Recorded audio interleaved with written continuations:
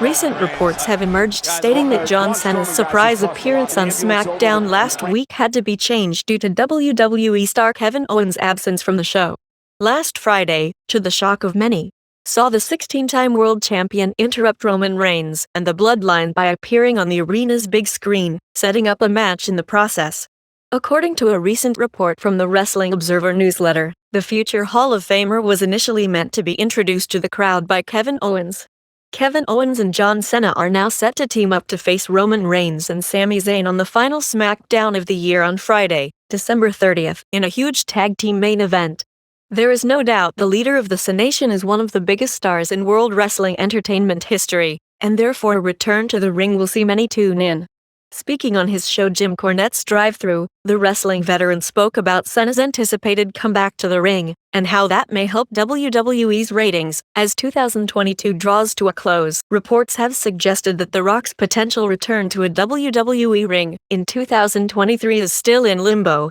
with his comeback match expected to be against his cousin Roman Reigns. Since Reigns has risen to the top of WWE, as well as that of his family, and with the next edition of WrestleMania set to take place in Dwayne Johnson's adopted home of Los Angeles, fans are clamoring for the two icons to fight it out on the grandest stage of them all. According to a recent report written in the Wrestling Observer newsletter, the Great One has to make up his mind within the next month if he is to wrestle his first match in 6 years. The People's Champion's most recent match in WWE was an impromptu showdown back in 2016 at WrestleMania 32 in Dallas, Texas, where he beat Eric Rowan of the Wyatt family in just 6 seconds. While Roman Reigns has touted for well over 2 years now that he is the tribal chief of the legendary Anoa'i wrestling family, Dwayne Johnson recently has seemed to take umbrage with that statement.